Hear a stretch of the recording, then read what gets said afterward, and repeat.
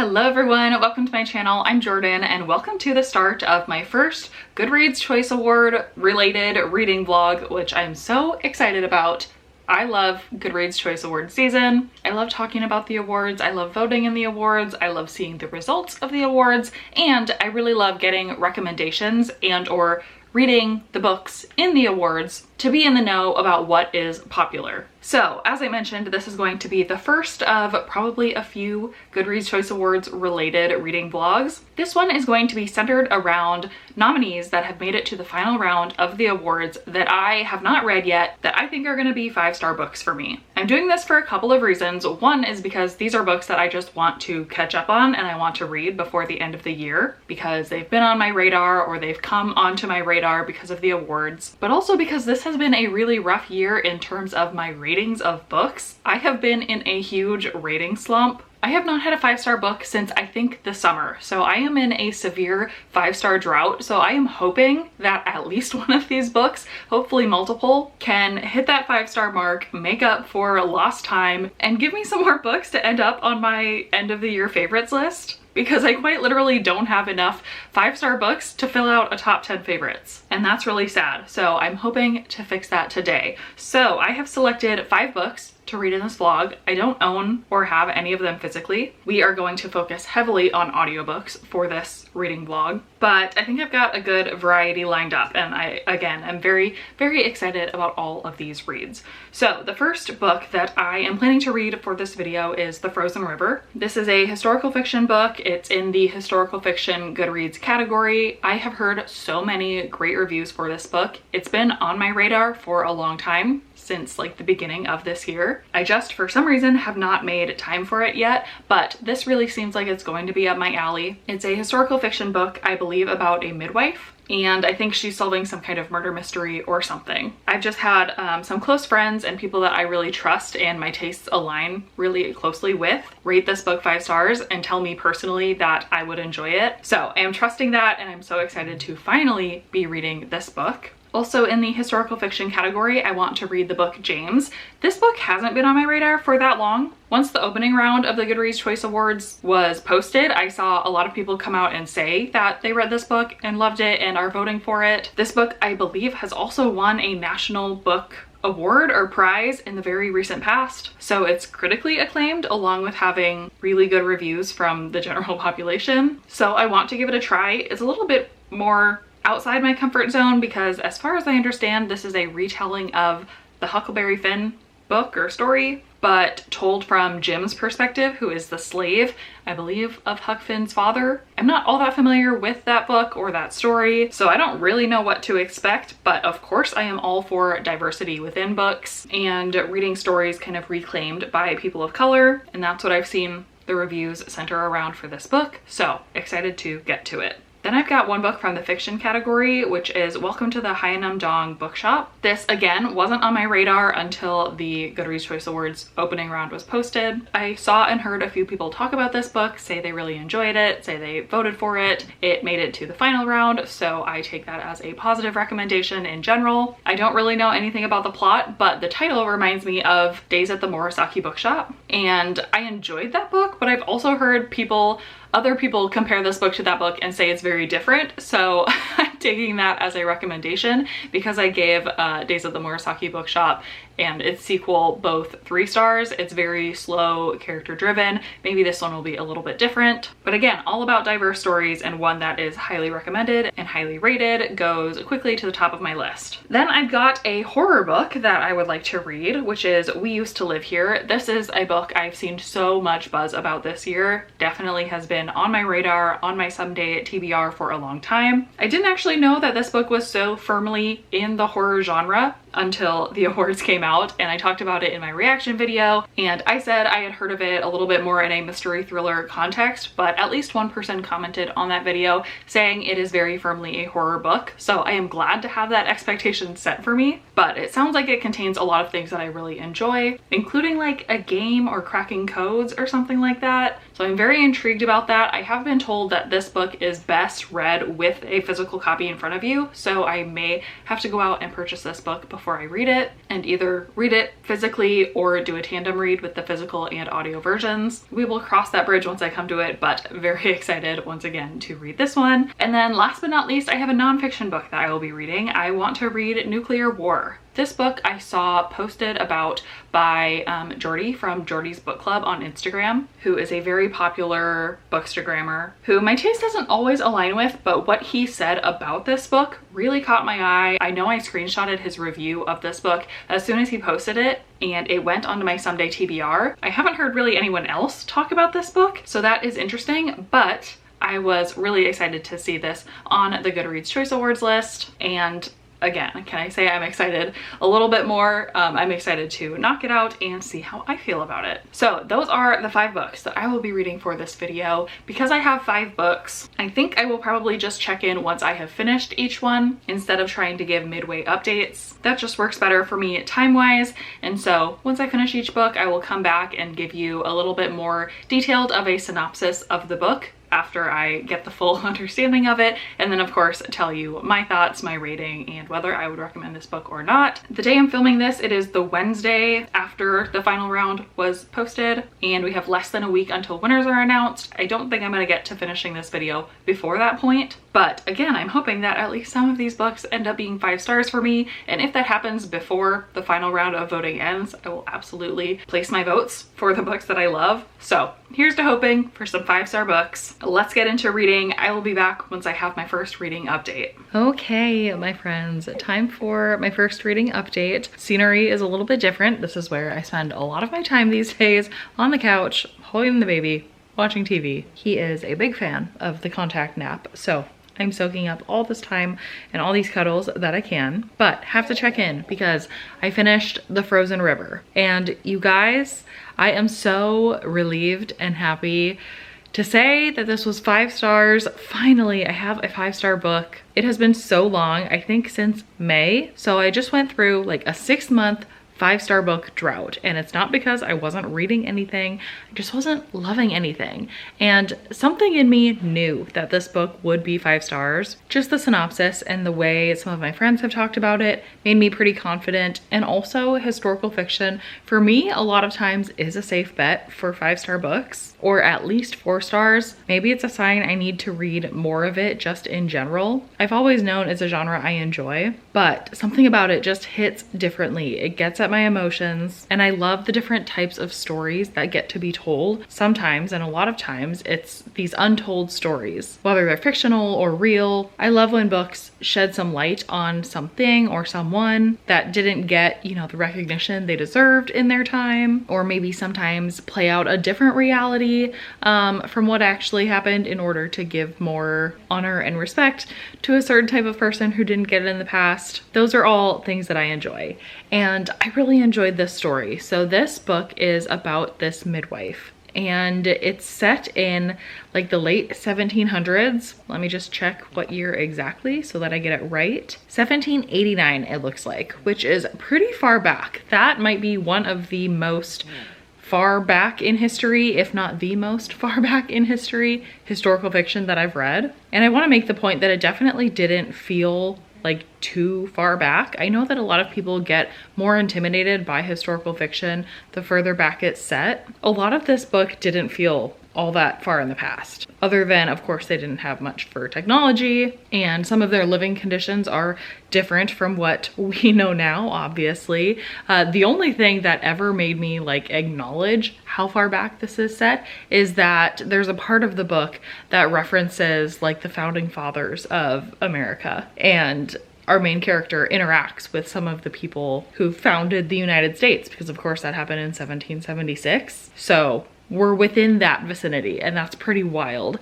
to think about and imagine and read a book set in that specific time period. But other than that, it was not intimidating at all. It was very approachable and readable, and this main character is really amazing. She was great to read from. And what's very interesting about this story is that it's inspired by a real person. So this midwife, and I forget her name, so let me look that up as well, Martha Ballard. She was a real person and she kept a diary, which it sounds like a lot of this is based on or was based on. The author does have an author's note at the end where she talks about this, and she talks about where she drew inspiration after reading this midwife's diary. And while the author did take a lot of liberties in writing this story and making up like all of the plot points and things like that, she tried to keep as much as she could true to those diary entries. And I find that really fascinating. Again, love to hear some of those untold stories, but I think it made this main character that much more real and interesting. And throughout this entire story, I just really liked the main character.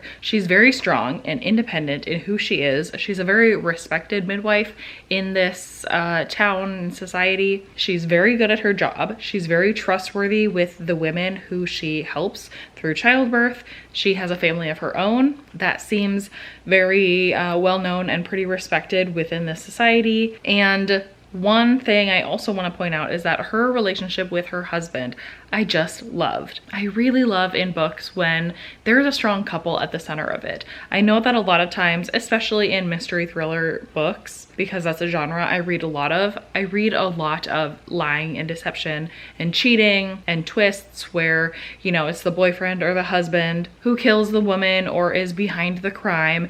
And that gets old after a while, especially because there are great men out there too. Of course there are. And I love to see a strong woman supported by a husband who is willing to basically swallow his own pride and step back to let his wife, you know, kind of shine for who she is. And that is very much the dynamic that happens here, because it's clear throughout this book that in this time period, a lot of men feel ownership over their wives, and they feel the need to speak for their wives and or speak over their wives and or do terrible things to or behind the back of their wives. And I loved to read this main character fully supported by her husband. And let's see, the plot of this book is that this woman is a midwife and she finds herself involved in a series of, I guess, investigations about multiple different crimes that are happening in this town. And because she, in this book, along with real life, as we know, kept such a detailed diary, she's actually able to support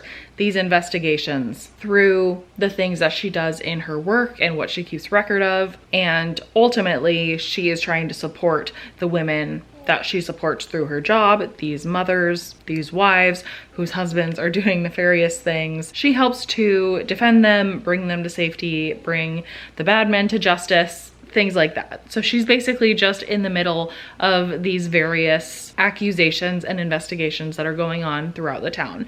And she's not solving the mysteries. Like, oftentimes when I say a character is in the middle of different crimes, it feels a little bit cozy mystery-ish, and that's very much not the case. This main character is not doing amateur detective work. She's just using what she already does in her line of work, which is be super trustworthy and organized, and use that to support these investigations. So I really enjoyed it. I listened to the audio, I listened to it during a lot of my late night feedings, and it kept me awake and engaged in the story, which honestly is a testament, because during these late night baby feedings, it's very easy for me to doze off, want to fall asleep if I'm not watching or listening, something that really keeps my attention, and this did. So I think that's awesome. And once again, I'm just so relieved to have gotten a 5-star book, and in the first book in this video. So I really hope that this is not my only 5-star for this video. Maybe that's setting my hopes a little bit too high, but I feel like we're off to a great start.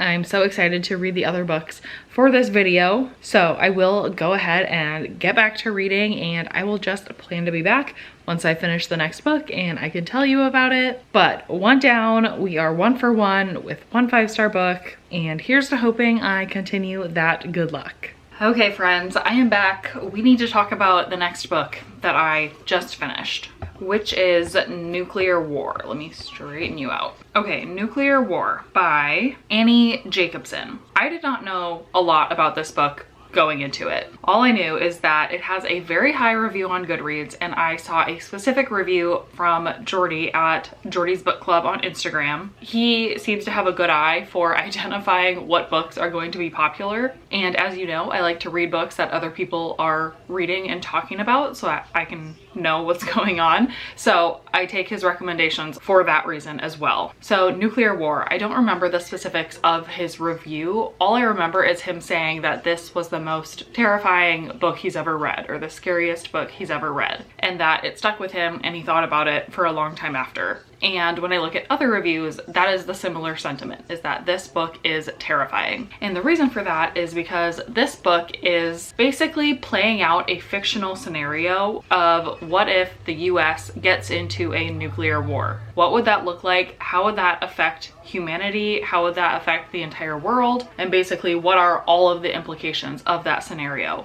And so it plays it out second by second, and it is fictional. It's a fictional scenario, but it's based on information that this author has gathered from real life experts on nuclear war, nuclear weapons, global catastrophes, national threats, national safety, things like that. It's like all the experts came together to say, this is probably what would happen if one of our enemy countries launches a nuclear weapon at us. And while I see what people are saying when they say this is terrifying, because it's very gruesome, it is not good, to put it shortly. Like, a lot of really bad things can and would happen really quickly if we found ourselves in this type of scenario. It gets a little bit gory in its descriptions. I don't know, I can see why people are saying it's a scary concept, but at the same time, for me, it didn't really translate as scary because a lot of what I read sounded pretty, I don't know, quick and inevitable. Like, if this happened, we wouldn't have any choice in the matter. We wouldn't even have enough time to react and get scared about it before we would be in the middle of a very dire situation. And I don't know why that's not scary to me. It also, I don't know, I'm not sure why it has such a high rating, because to me, after hearing all of this information, leaves me with a sort of feeling of like, so what? Or more accurately, like, now what?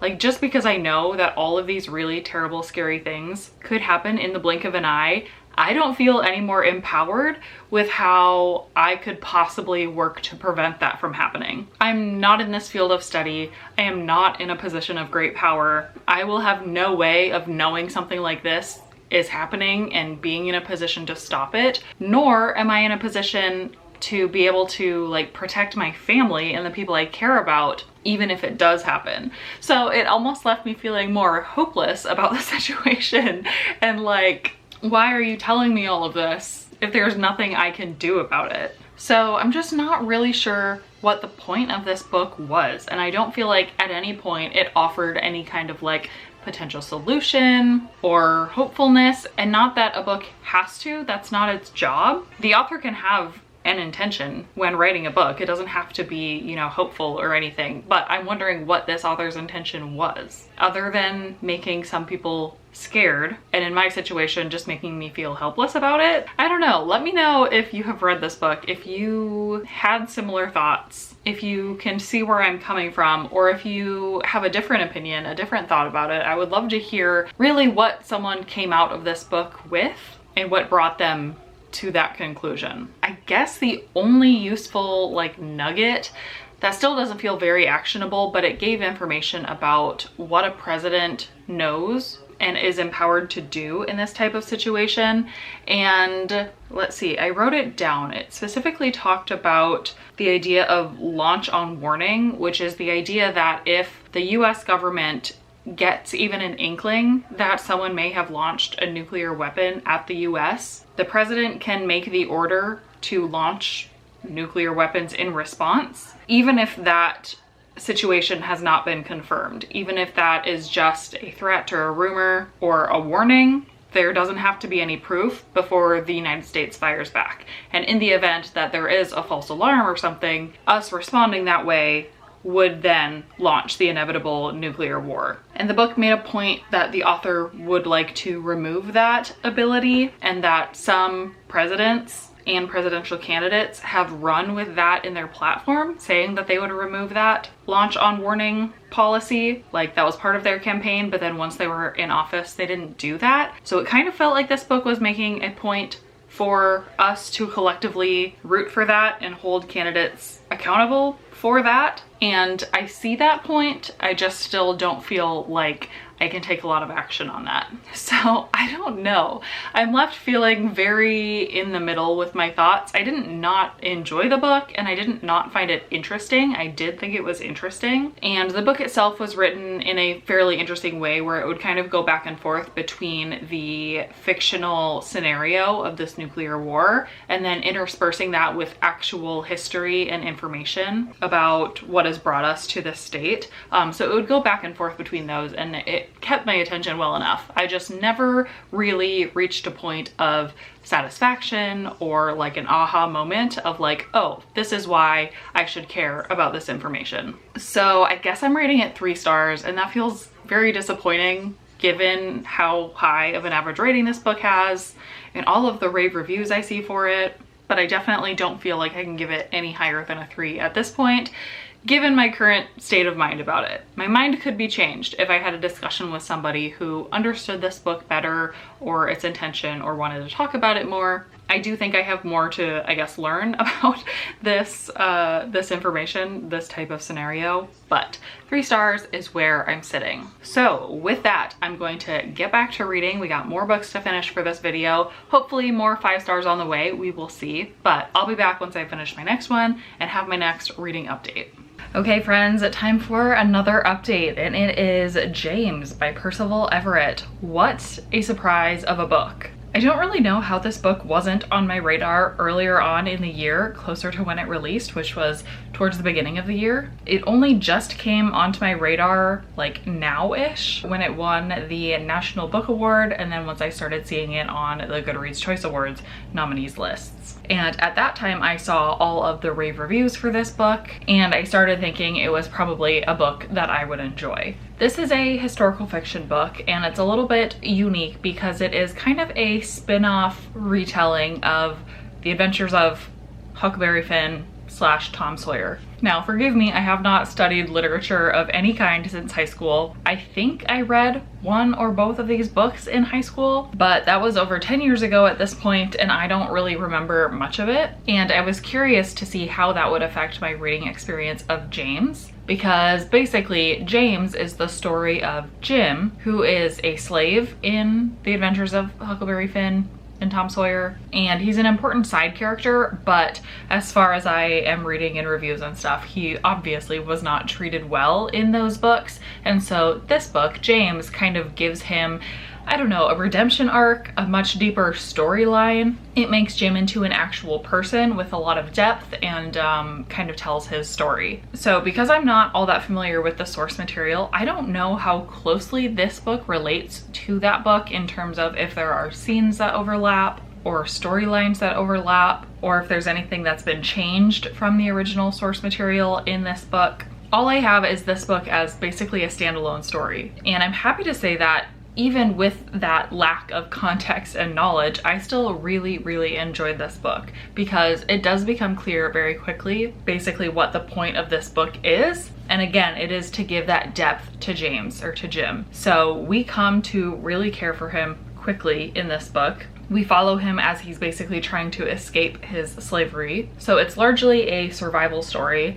And what I really enjoyed about it is the way that Jim navigates through life and the way that he basically adapts himself to whatever situation he's in. And specifically, whenever he's interacting with white people, he modifies his way of speaking and acting to basically portray the stereotype that he knows they expect of him, even though he's smarter than that, and really on 2 levels, because he's smarter than he's acting, but he's also doing it intentionally to outsmart the white people he's talking to and get them to behave the way he wants and needs them to behave for him to go forward and basically save his life and do what he needs to do going forward. And not only does he do this himself, but he also teaches other people along the way of the story how to do the same thing. And I thought that was very interesting, and it just, again, provides a lot of that depth and context that most of us seem to gloss over when we're thinking back into history and into times of slavery.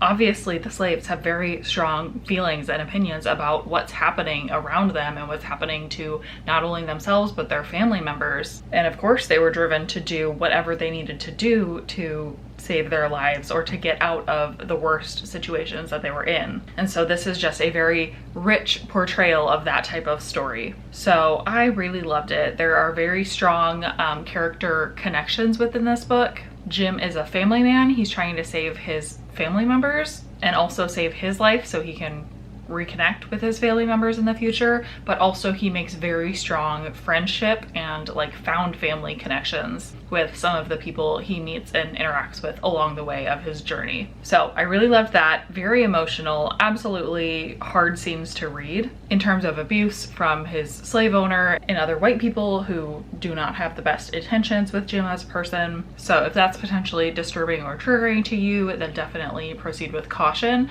But the, you know, moral of this story and what I got out of the story is well worth the difficult reading experience. So I would highly recommend this book, and I'm somewhat surprised to say that, given that this is now somewhat of a critically acclaimed book. I don't consider myself much of a classics person, and I don't consider myself very highbrow and agreeing with critic and literary acclaim for books, but I do think this is worth the hype, and I do think it does a really great job of balancing both those really high level important topics and a well-written book with approachability and a little bit of almost humor, and it remains very readable and accessible even to somebody who's not a literary critic or a scholar or somebody who hasn't read the books that this book is based off of ever or for a very long time. So I really respect that it does that, and it didn't go over my head, or it didn't feel like it was talking over me or only talking to the people who know the original Huckleberry Finn story. So that was all a very pleasant surprise. So this one is not quite giving me 5-star feelings, but it is a very strong 4-star. So I'm really happy with that, and I'm happy to have another success in this video. So I am down to only 2 books left, so I will go ahead and continue on with my reading, and I'll be back with the next reading update when I have it. Okay friends, I am back with actually my final update because I have finished the last 2 books that I was reading for this video. It is so many days later. I finished these books kind of over the Christmas time period, and it's well after Christmas now, but I just didn't have time to come in and update with guests at our house and things like that. So I have time now. So first let's talk about Welcome to the Hamdon Bookshop. This is a very slow, kind of cozy contemporary story about this bookstore owner, this woman who's in kind of a rut in her life. She decides to start a bookstore, and it's all about her experience doing that and how running this bookstore kind of heals her soul. And it's also about a number of the individuals who come to the bookstore and what brings them there, and about how it kind of helps heal their souls as well. This book is extremely character driven. It is all about the characters and their feelings and what they're going through. And it's also kind of about like the healing nature of books and bookstores and community and connection, all of those good things that are kind of fostered at bookstores. What I also really enjoyed is that this book focused a lot on like the logistics of starting a bookstore and running a bookstore. Everything from deciding what your collection is going to include and how you curate books to sell. How do you balance like the big name, buzzy, overhyped books with some of the lesser known, less common books that you might have as the bookstore owner a personal affinity for, even though they might not sell as well. Maybe they represent more of you and your values than some of those bestsellers do, but you obviously still have to make money. The bookstore owner does run through all of those kind of thoughts at some point. She also talks about deciding to run additional events at the bookstore, like book clubs or other things that can draw people in, either to buy more books or again to foster that connection that a lot of people are looking for. So this book was really sweet. I definitely enjoyed it. I am someone who likes books about books, books about bookstores, books about book lovers, all of those things. I find really easy to connect to, and I love the commentary around. This book was just a little bit too slow and character driven for me to really love it. That's something I know about myself as a reader, and I probably could have picked out about this book before picking it up, that it was probably going to be a little bit too slow to be a true 5-star prediction. I would totally compare this to Days at the Murasaki Bookshop. It's a very similar premise. That one gets a little bit darker and takes a turn for the more emotional about halfway through the book. It's much less about like the mundane and logistical pieces of running a bookshop, but it's similarly cozy and sort of heartwarming and just emphasizes a love for books. So if you liked that, you'll probably like this one, and vice versa. I'm giving this book 3 stars like I gave that one. So not a 5-star book from me, but definitely a strong recommendation. And I think that a very specific type of reader would enjoy this book, hopefully by me telling you it's just that cozy, character-driven, contemporary book about books. If that sounds up your alley, then I definitely think you would enjoy this one. And I can't imagine too many people hating it. There's really nothing to dislike about it. The other book that I finished, however, is kind of on the other end of the spectrum. I imagine this one to be very polarizing. It's We Used to Live Here. I have been seeing this book everywhere this year, and I get why. So the premise of this book is that we're following this queer couple who they just bought a house like in the middle of nowhere, in the middle of the woods, and they're looking to renovate it, and they're living in it while they are renovating the house. So they don't have like a lot of furniture or anything in the house yet. They're just starting to fix it up when all of a sudden one of the girls is at the house. The other one, her partner, is not home at the time. And this family walks up, rings the doorbell, and the dad of the family tells this woman that he used to live there when he was a child, and he wants to show his family around the house. So, of course, she's very hesitant. She doesn't want to let them in because they are strangers, but ultimately she gets sucked in to letting them come in the house. And from there, if you haven't read this book, I think all you need to know is that it starts to get weird and creepy. Maybe not quite in the ways that you would expect. My mind definitely goes kind of down one path when I hear that initial setup, and I don't think it exactly followed that path. But this book is a fun time because you are just on the edge of your seat the entire time you're reading. You don't know who to trust, you don't know who's good, who's suspicious. You also don't know the story behind this house. Weird things are happening specifically in this house, and especially in the basement, but really the whole house is just a creepy place. It's a creepy vibe, and I'm not sure you can really predict where this book ends up going. And I do think that's a fun feeling, reading a book where you have absolutely no idea where it's going to go. And it definitely made me get that feeling of like wanting to flip the pages as fast as I could. Metaphorically, of course, because this one I did end up getting the ebook through Libby, so I was reading it on my Kindle, and I also was listening to the audiobook at the same time. And I did that because I had heard that there are things within the book, within the printed version, that are like Easter eggs to digging more into the text than you would get from just listening to the audiobook. I will admit, I did not dig into this as much as I know a ton of people have.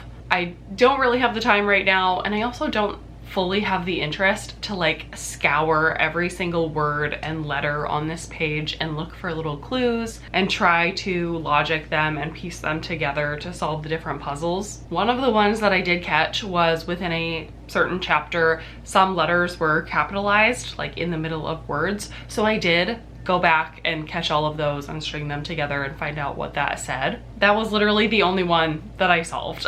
There is also Morse code at the end of certain chapters throughout the book that I honestly didn't take the time to solve. And what I'm curious about with this book, and I haven't really seen an answer through other people's reviews, is whether doing those little Easter egg hunts and solving those kind of puzzles within the text are worth it. Like, do they actually add to the story, or are they just fun little asides that some people like to do as a way to like pass time and just kind of get a little bit extra from the author, but it doesn't explain anything additional about the story? That is my assumption, so that's also why I'm not spending all that extra time to dig into it. I'm assuming that the story stays somewhat ambiguous, and that's kind of the allure of the story, is that not all of it is completely explained. let me know, anyone who has read the book, let me know, are there any really good like deep dive videos, spoilery reviews that I can watch that dig into those Easter eggs? If so, I would be willing to watch just a YouTube video explaining them to me, because again, I don't really want to spend the time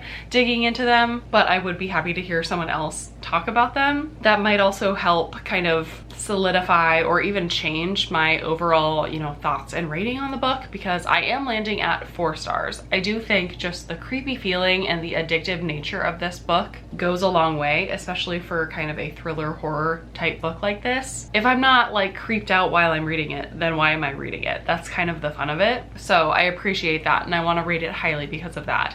I also really enjoyed like the puzzle of the house of this book. It reminded me a lot of the book Subcutanean, which is one of my favorite books of all time. It has a sort of similar vibe to it. It was about, I think, these 2 roommates who discover that the basement of their house is never ending. And the, I guess, gimmick of this book is that the different printings of this book have different versions of the story. So people who read different seeds of this book literally read different books. And not only is that kind of a cool concept, like literally and logistically, but also it's sort of representative of the book itself and how this basement of their house changes and never ends and has different realities for the characters. And so it's like we have different realities of the books we're reading. It's very meta, and I loved that. And that was a fun one that I would definitely recommend to fans of We Used to Live Here. But anyway, back to my rating. So it's not getting a full 5 stars because I would have loved just a